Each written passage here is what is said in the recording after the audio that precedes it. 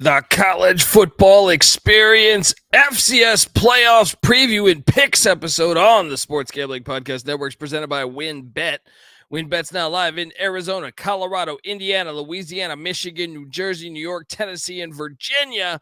From boosted same-game parlays to live in-game odds, WynnBET is what you need to win. Sign up today, bet $100, get $100 free bet at sportsgamblingpodcast.com/WynnBET. That's sportsgamblingpodcast.com/WYNNBET to claim your free bet today.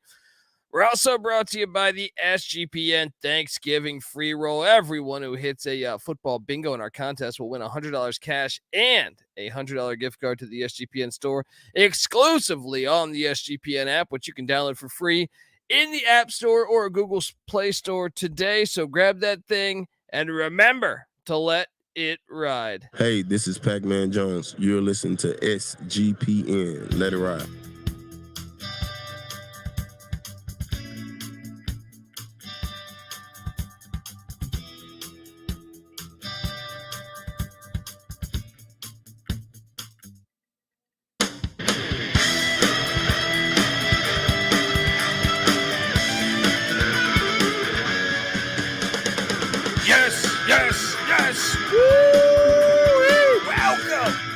Welcome to the college football experience. FCS playoffs preview and picks episode. My name is Colby Swinging Database Dad, a.k.a. Pick Dundee. That's not a pick. This is a pick. He was raised in the land down under, where a man thinks on his feet, speaks with his fists, and lives by his wits.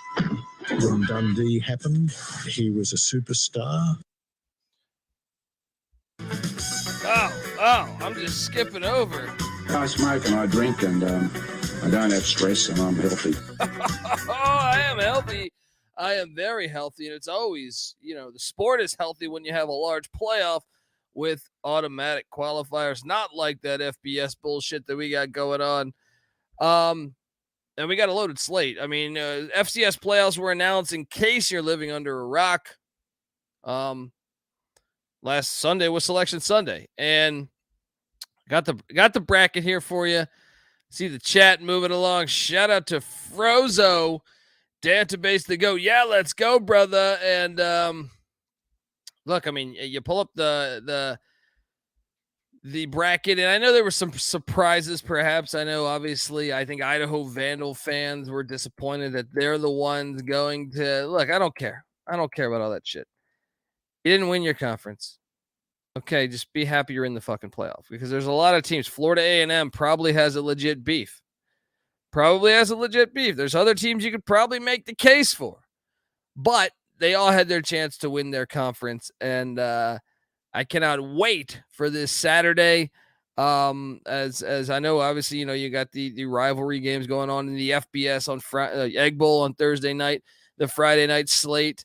Not the Friday night slate, the Friday day slate, the Black Friday, schedule of games, but it's just not the same.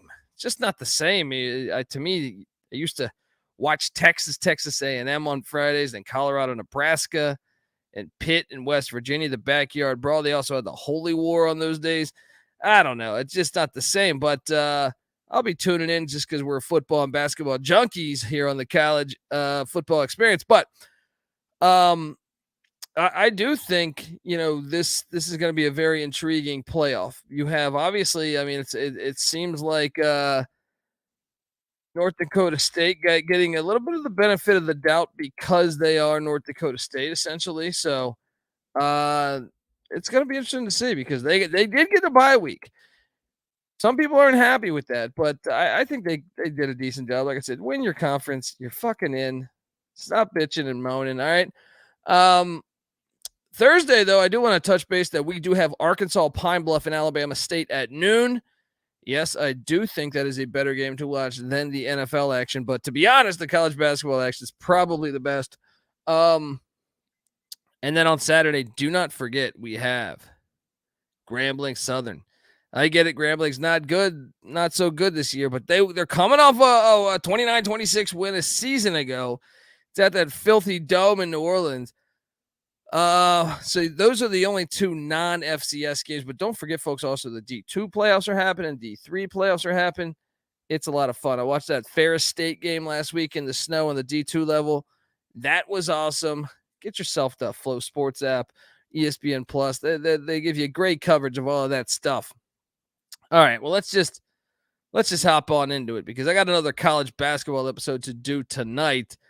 Yes, Frozo says not FCS, but Deion Sanders to South Florida. Go Bulls. I just read that Colorado offered him a contract too. I mean, who knows if he'll take it, but that could be very exciting. Either stop, I would find it exciting. I'd also find it exciting if he stayed at Jackson State. So something to monitor, obviously, because in this day and age, the whole team can transfer with him. Travis Hunter, everybody, Shedeur Sanders, and so on and so on and so on. But let's hop into it. I don't have lines on Arkansas Pine Bluff, Alabama State at the moment. Monitor the picks page. Get the SGPN app in the App Store, Google Play Store. It's free to download, folks. You'll have access to it when it does come out. Also, the Grambling Southern one, I do not see a line this very second. But I know what I do see. I see Friday, 9 a.m. I'm sorry, not Friday. Saturday, 9 a.m. 9 a.m. We get Elon heading to, this is a little Carolina matchup, heading to Greenville, South Carolina, Paladin Stadium to take on Furman. So you got 8-3 Elon, 9-2 Furman. It's funny. You look at Elon's season, obviously the tough loss against Vanderbilt. They were at the 1 yard line, knocking on the door there, and they got stopped on fourth downs against Vanderbilt. They played Vanderbilt better than I don't know, Florida probably. But you look at the other games the Phoenix have played this year, a 7-point loss at Rhode Island, and then back-to-back away, they lost by 18 at New Hampshire. Those are two quality teams. Rhode Island just missing out on the FCS playoffs, but New Hampshire in the mix there. It's going to be a game. You look at Furman's season, and they had the loss to Clemson. Actually played Clemson decently, not as good as Elon against Vandy, but I mean somewhat decently for an FCS matchup. Then they lost to Samford by 7, and that's their season. They beat Chattanooga. They beat Mercer, which was a big one. I thought Mercer was going to get in at one point this season.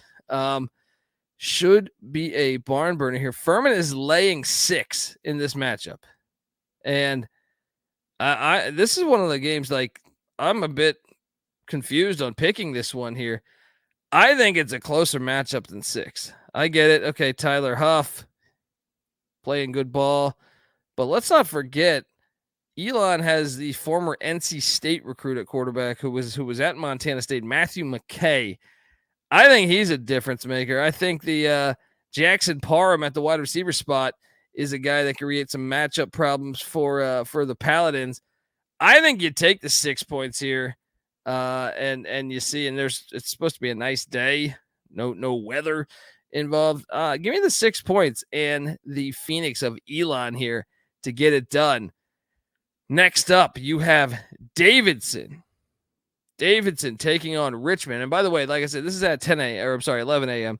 And at that same time, you will have Grambling Southern going on. Obviously, the Ohio State and Michigan game will be on in the mix between all of this. Hopefully, you can get yourself a setup like we have at SGPN Studios, a.k.a. God's Eye. Davidson is at Richmond.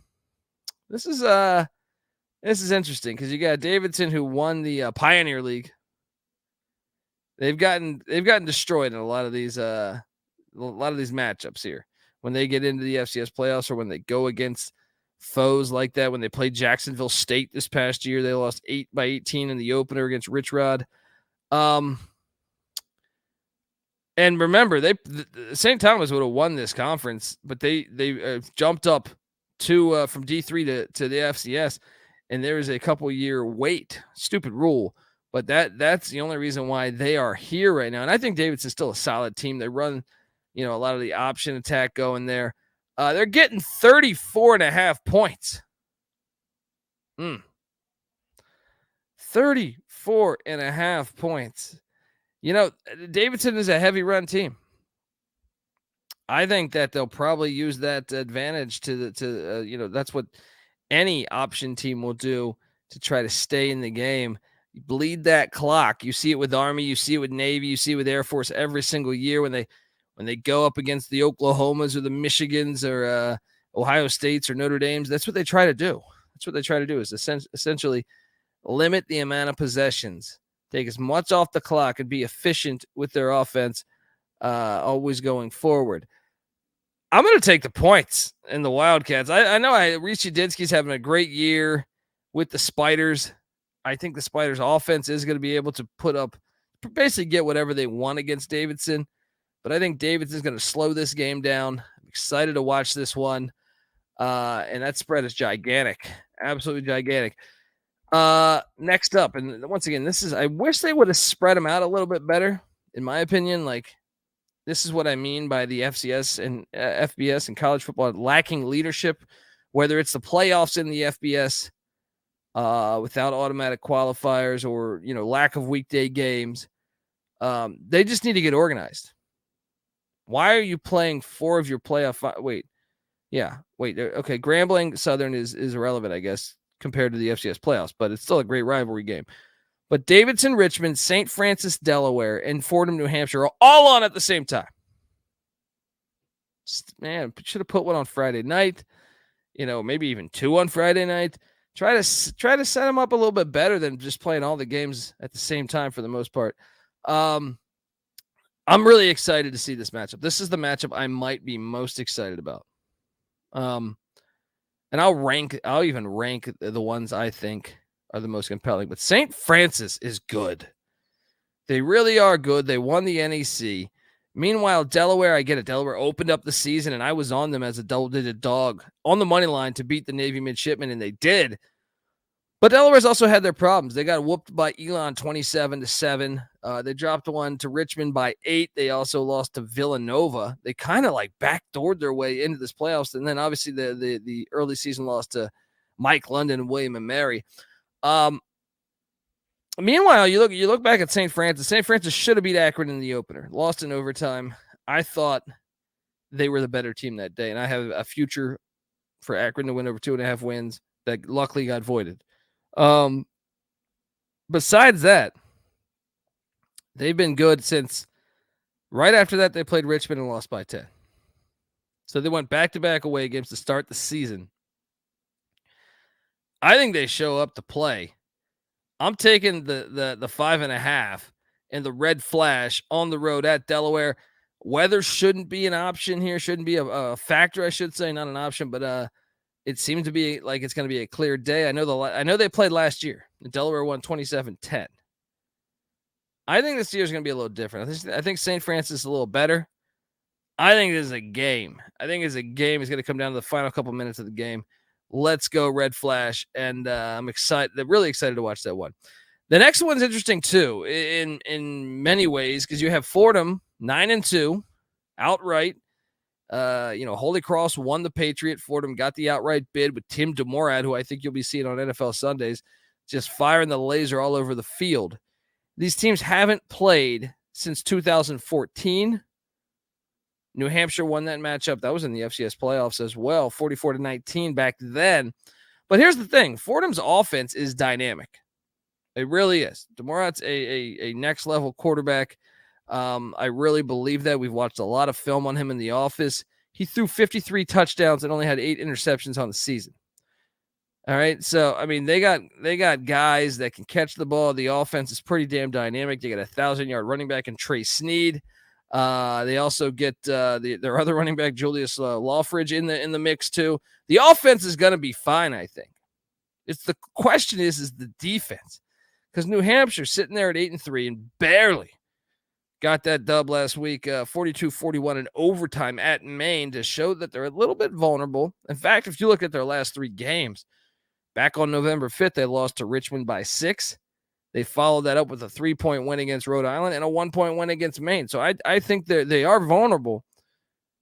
And if you look at their losses this year, North Carolina Central beat them by, 18? Then Western Michigan, they played their FBS game, but they beat them by 37. And then Richmond beat them by 6. I think this is a game The spread's at 12. New Hampshire's laying 12. I think you take the points here. I know I know Fordham's defense is absolute dog shit. So I get the number kind of can make sense to me. I would have said it more at like 8 or 9 personally, but 12 points, New Hampshire's laying 12. I'll take Fordham. I think Fordham's offense. You saw it in their matchup with the Ohio Bobcats who were playing for the MAC championship. They were able to go toe for toe with an FBS, an FBS team and essentially an FBS defense because they were putting up a 50 spot on Ohio. I think they can do the same in a game like this. So, and then once again, the weather shouldn't be a big issue. After that, so those are the games all at 11 a.m. for me on the West, 2 p.m. on the East. Then at 1 o'clock, North Dakota. This is a team that got the outright bid. They're 7-4, third in the Missouri Valley. They're heading to Ogden, Utah, to take on Weber State, who I actually thought, if their snapper their long snapper just sailed the ball on like 5 different occasions, I feel like, in that Montana game. I'm sorry, that Montana State game. Then that would have been a different result. They probably would have got the bye.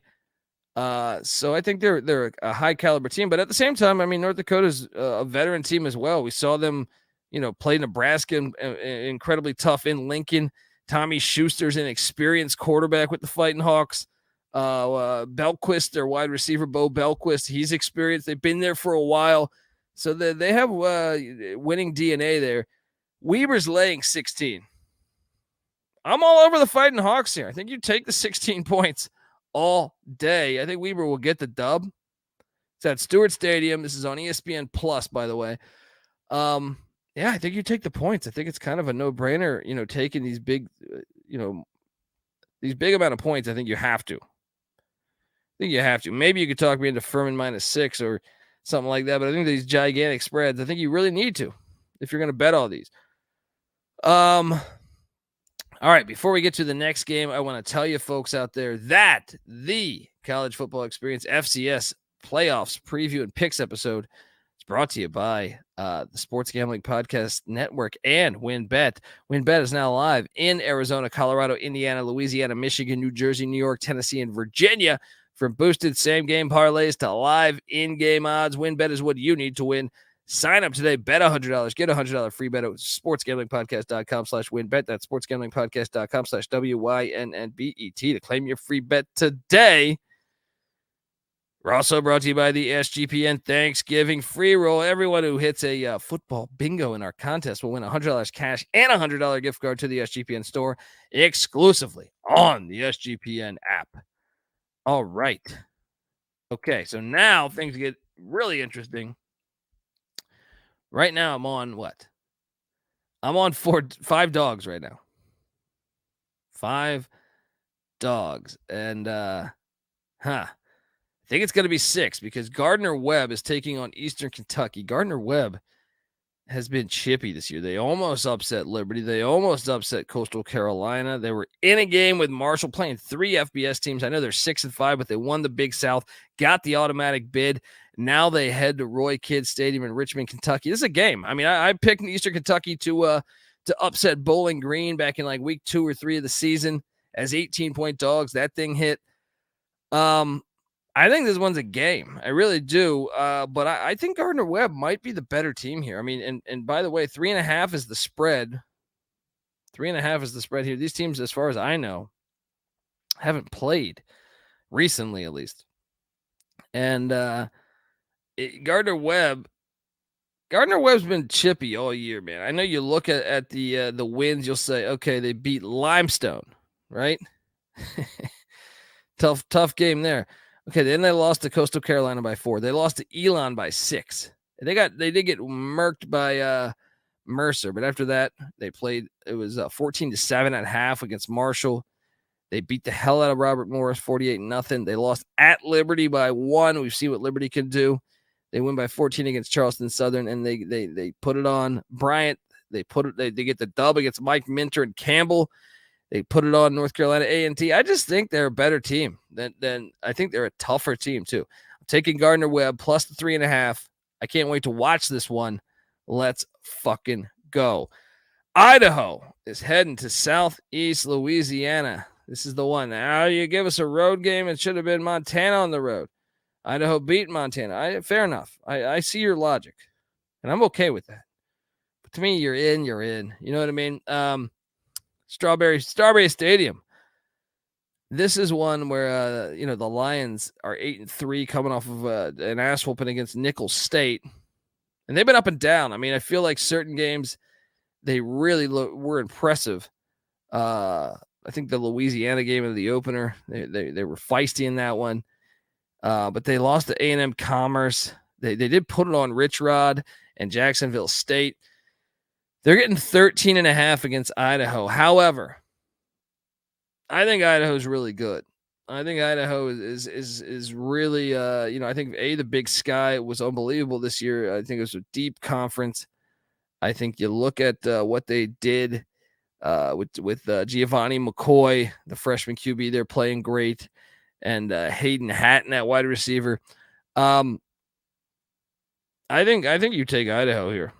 I think Idaho finds a way. I get it. It's a road trip all the way down there in Louisiana. But I'm going to lay the points in this one. This is the one I'm laying the points. Then the final game, and by the way, this game is at 4 p.m. on ESPN Plus, 4 p.m. on the West, so 7 o'clock on the East. Final game of the first slate for Week 1 of the FCS playoffs. Southeast Missouri State heads to Missoula. Man, Southeast Missouri State's been playing good ball in the Ohio Valley, coming off a 30-point win against the Racers of Murray State. Montana, meanwhile, last week they got their ass whooped by Montana State. The games prior, their other 3 losses all by 1 score. But last week they truly got their ass whooped. You wonder about what's going on here. They're laying 22 points.